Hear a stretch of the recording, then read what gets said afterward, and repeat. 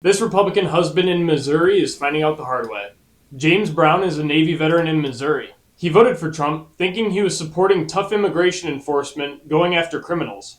But not people like his wife. His wife, Donna Hughes Brown, has been a legal permanent resident for over 37 years.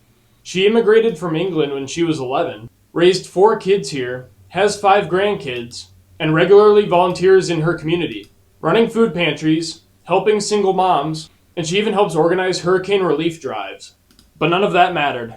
She was detained by federal agents at O'Hare Airport after a vacation in Ireland, all because of a misdemeanor in 2015. She was held for 5 days in Chicago, then transferred to a Kentucky detention center. Her bond hearing was delayed, and when it finally happened, DHS lawyers said the new laws meant that the judge couldn't release her. She was denied bond again on August 26th. Now she has no future court date. If deported, she's banned from returning for 10 years. And of course, James now says that he regrets his Trump vote 100%. James is probably thinking, well, I didn't think it was going to be my wife getting deported. What the heck?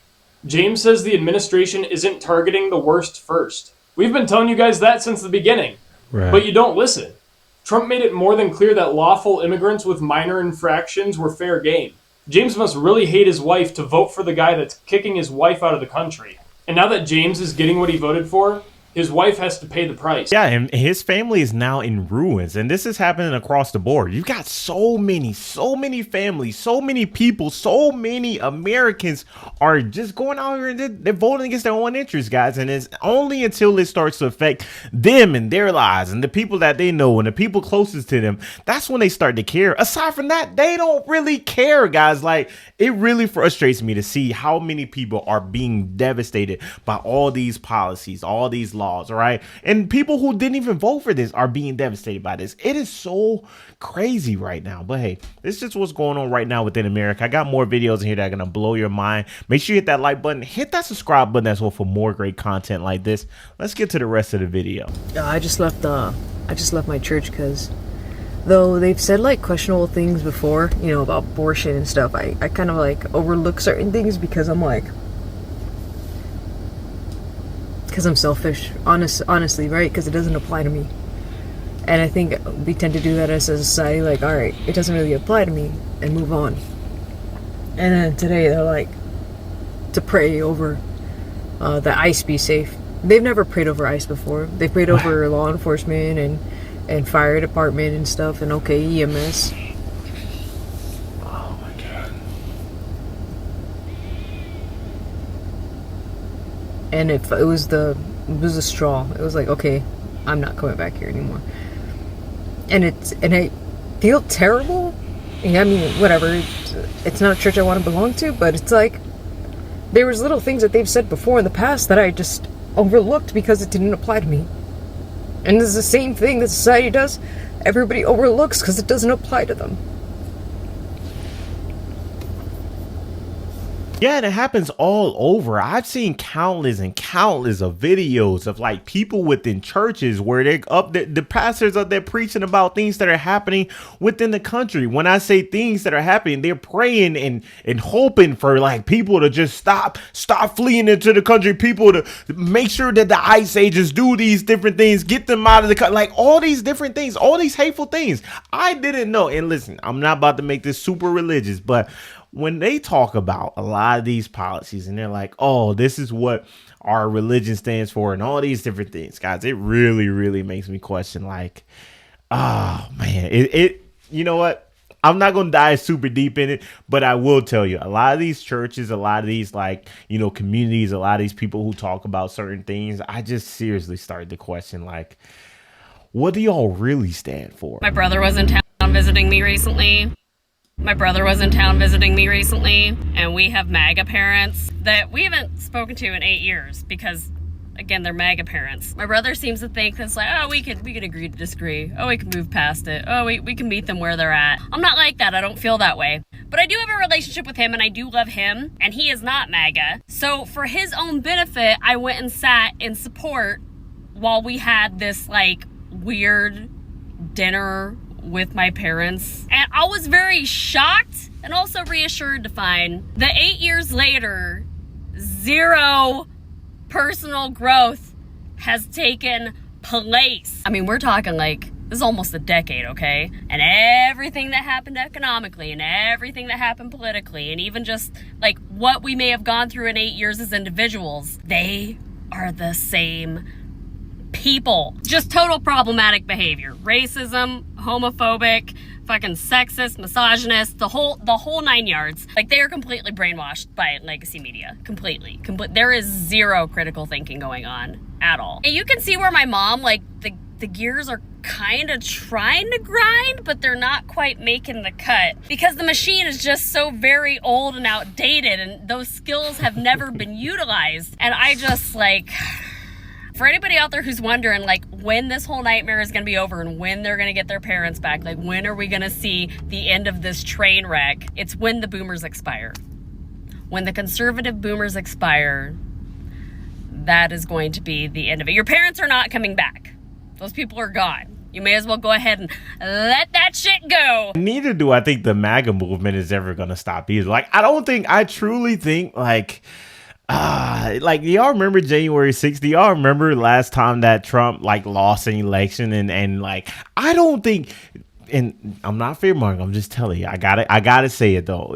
Can y'all imagine what it's going to be like if Trump loses this next election? Like, oh, man, like, it's seriously, like, it is. But I'm not gonna dive super deep in it, but I'm just telling you, like, it is crazy. And so many people, so many families are being divided right now. So many households, so many cultures, so many, like, the entire country is divided right now. When I go on, somehow on my social media, on my TikTok, somehow I just landed on, randomly on the right side of the political scale. And when I say the right side, I mean far right. Like, I seriously, like, oh man, it's scary, y'all. So it happened again.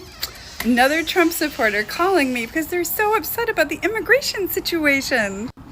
I'm Liz, and I am an immigration attorney. You can look me up if you don't think I'm an attorney. People think that all the time. I don't know. Maybe it's the nose rings. But anyway, let's get back to our story. I've done a video before about a Trump supporter calling me about his daughter-in-law and how he's just so upset that Trump is going after these people who aren't criminals and she's now at risk, including the U.S. citizen baby.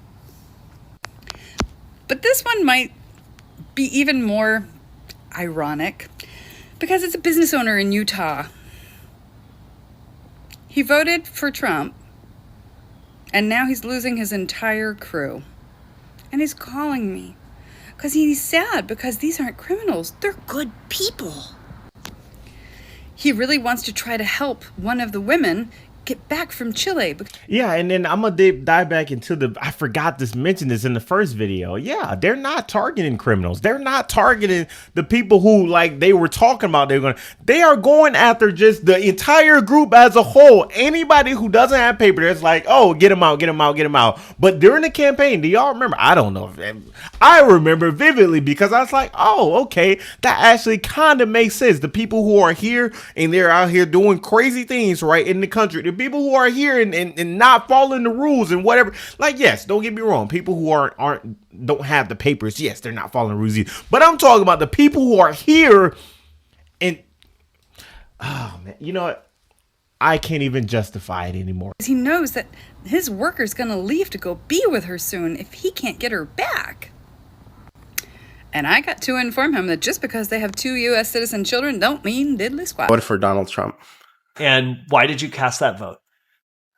I voted for him the first election, the second time he ran, and again, the third time. Even though he lost the last one, but I still. In terms of policy, what were you gravitating toward? I was really focused on the immigration part, believe it or not. So tell me about your stance on immigration.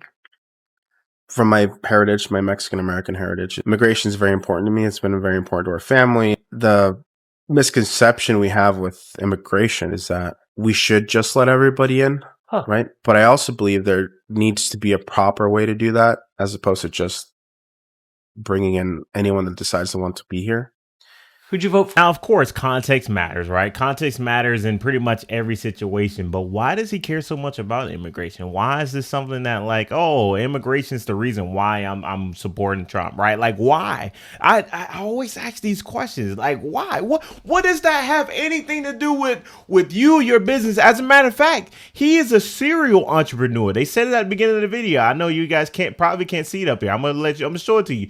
He is a serial entrepreneur. What about immigration affects you and your business? I truly, and this is the problem I have with the entire movement, the entire policy, the entire thing. By all means, I'm not saying have a free open border. That is no way near what I'm talking about. But the way that they're handling this situation right now, how they're going out here and just going to these schools, going to these jobs, going to these fields, going to these construction sites, going all over and targeting these people instead of going after the criminals who are really the people who should be. A lot of these people are here just working super hard trying to make a better family for themselves. That's why I don't agree with it.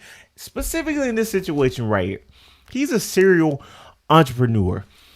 I don't know the field. I don't know what kind of job. I have no idea. But how? I just curious. And please excuse my ignorance if I don't understand, right? Like if I'm completely missing the mark or if I'm missing something. But how? Of everything that Trump talks about, how does this benefit you in any way, right? Like, I'm not even talking about him and his race or whatever. I'm not even talking about that. Like, that's a whole nother thing. Like, that's a whole nother, he says he's Mexican. That's a whole different topic. I'm talking about him, his business, and his situation. How? But like I said, I even stopped asking why at this point. Like, it doesn't even, it doesn't even, I can never connect the dots. But this is what's going on right now with America. I mean, people are voting against their own interests and they're kind of finding out what they're getting for, their vote. But hey, hit the like button, hit the subscribe button as well for more great content like this. I will see you next video. We out. Let's go.